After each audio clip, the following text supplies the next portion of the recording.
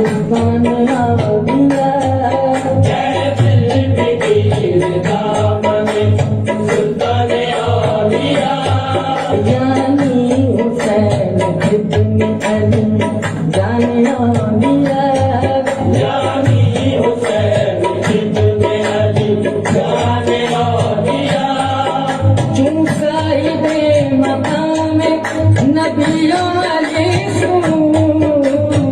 صاحب مقام نبیوں علی صاحب مقام نبیوں علی چون صاحب مقام نبیوں علی ہم فخر انبیاء شدام شان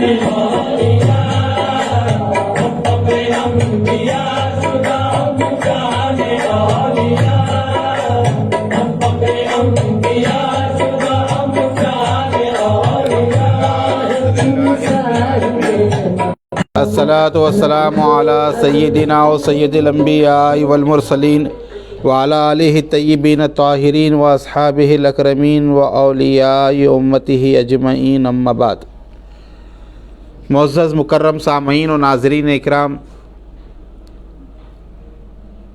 عظیم المرتبت خواجگان چشت اہل بہشت میں ایک نمایاں نام جو اپنی تبحر علمی کی بنا پر آسمان ولایت پر درخشاں تابندہ ہے، وہ فخر جہاں محب النبی خواجہ خواجگان حضرت مولانا محمد فخر الدین محدث دہلوی رضی اللہ تعالیٰ عنہ کا نام نامی اسم گرامی ہے۔ یقیناً آپ کی ذات قدسی صفات تمام خواجگان چشت اہل بہشت کے لیے باعث فخر ہے۔ آقا کریم سرور عالم صلی اللہ علیہ وآلہ وسلم کے بارگاہ عالیہ سے آپ کو محب النبی کا خطاب ملا، اور شیخ الاولیاء عارف باللہ عاشق رسول اللہ فانی فی اللہ باقی باللہ المتخلق باخلاق اللہ والمتصف باوصاف اللہ شاہ کلیم اللہ دہلوی نے آپ کی ولادت باسعادت پر جو پیشن گوئیاں آپ کے متعلق دیں وہ حرف با حرف پوری ہوئی، اور آپ نے اپنے علم کی شمع سے دہلی کو اور پورے ہند کو روشن فرمایا، اور آپ کا فیضان علمی و روحانی سرزمین دہلی سے نکل کر اقطاع عالم میں پھیلا، اور بے شمار لوگوں نے آپ سے اور آپ کے خلفاء سے فیضان علمی و روحانی کو حاصل کیا۔ حضرت خواجہ خواجگاں فخر جہاں کی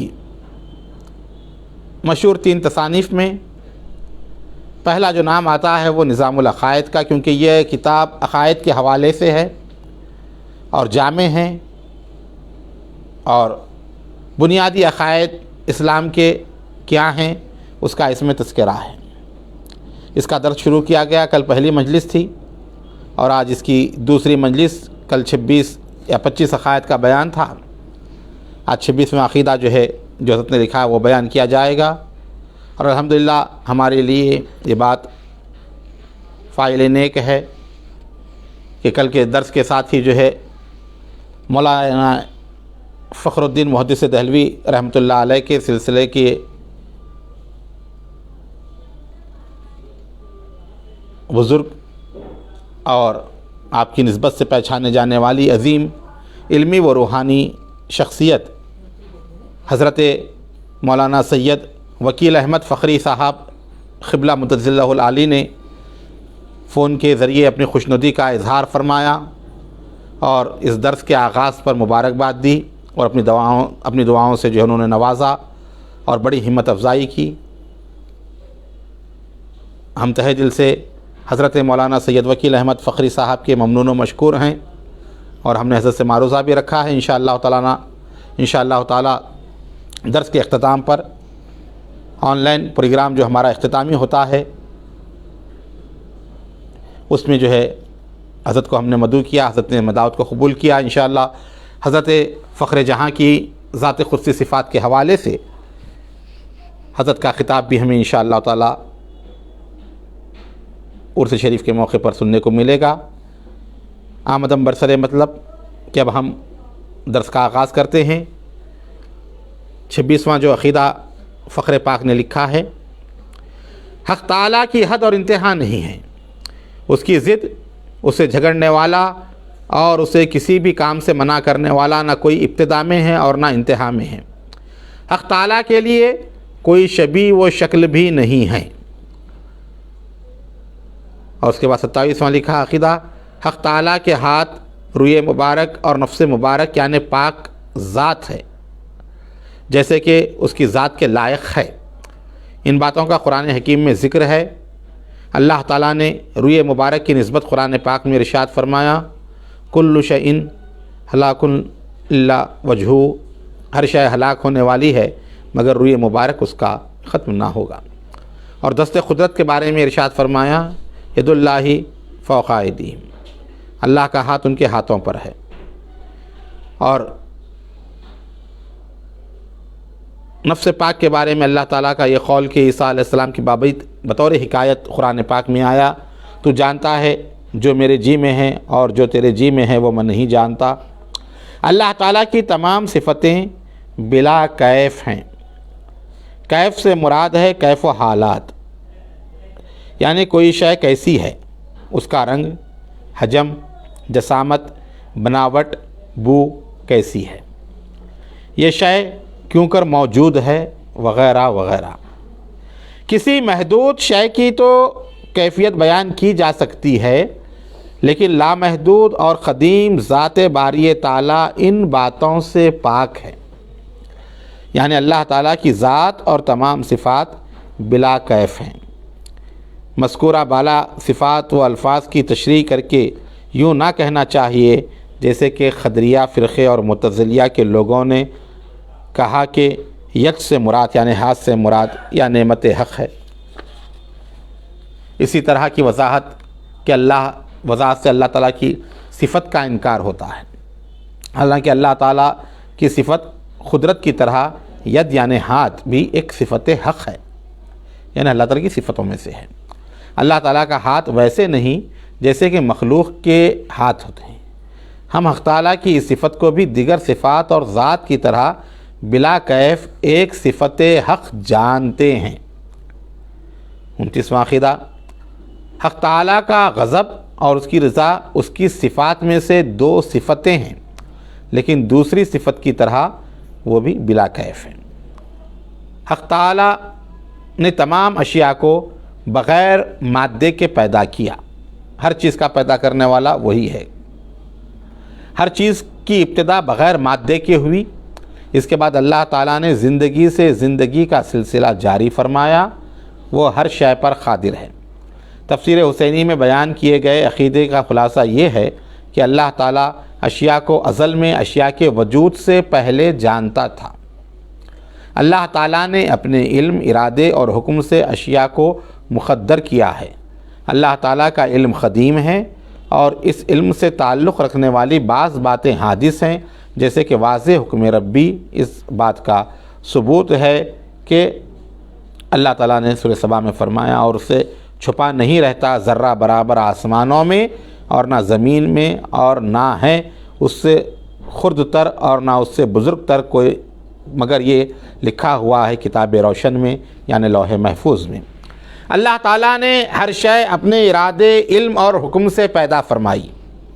اس نے ہر شے ایک اندازے قدر پر پیدا فرمائی، اور یہ اندازہ اس نے لوح محفوظ میں لکھ دیا ہے۔ جو لکھا ہے وہ قضا کے موافق ہوگا، نہ کہ امر کی وجہ پر، کیونکہ امر کرتا تو اسی وقت وجود میں آ جاتا۔ قضا و قدر اس کے اجمال اور تفصیلی حکم ہیں۔ مشیت سے مراد حق تعالیٰ کا ارادہ ہے، جس کا ہر موجود اور حادث شے سے تعلق ہے۔ حق تعالیٰ کی یہ صفت بھی بلا کیف اور ازلی ہے۔ حق تعالیٰ ہر اس شے کو جانتا ہے جو پیدا ہو چکی ہے اور ہر اس شے کو بھی جانتا ہے جو عدم میں ہے، جو بھی پیدا نہیں ہوئی، وجود میں نہیں آئی۔ یہ بھی جانتا ہے کہ وہ شے کب، کہاں اور کیسے پیدا ہوگی۔ اللہ تعالیٰ ہر شے جو حکم پیدا ہو چکی ہے اسے جانتا ہے، اور جانتا ہے کہ یہ شے کیسے فنا ہوگی۔ اٹھنا، بیٹھنا اور حالت کی تبدیلی و تغیر کا تعلق مخلوقات سے ہے۔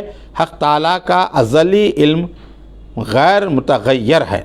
یہ موجود مخلوق کے بیٹھنے، اٹھنے، زندہ ہونے، مرنے اور اس کے نماز و روزے سے متغیر و تبدیل نہیں ہوتا۔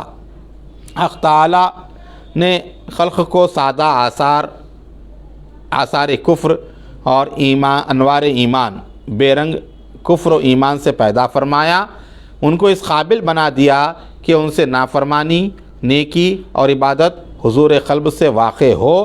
حق تعالیٰ نے ان کو بلوغیت کے بعد عبادت کا حکم فرمایا۔ علماء کے نزدیک بالغ ہونے کی عمر 15 برس ہے۔ اللہ تعالیٰ نے انہیں ایمان اور فرما برداری کا حکم فرمایا اور ان کو کفر و معصیت سے منع فرمایا۔ پھر جس نے کفر کیا اس کا کفر اپنے فعل، اختیار، انکار، اصرار، جہالت، نادانی و غرور اور اللہ تعالیٰ کی نصرت و مدد کے چھوٹ جانے سے ہے۔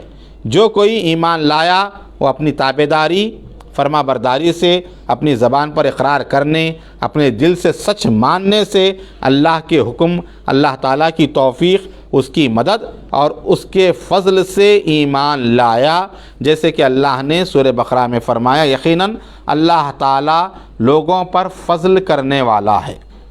اللہ تعالیٰ حضرت آدم علیہ السلام کی تمام اولاد کو جس قدر کی قیامت کے دن تک پیدا ہونے والی ہے، اللہ حضرت آدم کی پشت سے درجہ بدرجہ اور گروہ در گروہ باہر لایا، اور اس کے بعد ان کے فرزندوں کی پشت اور بیٹیوں کے سینوں سے یہ سلسلہ جاری فرمایا۔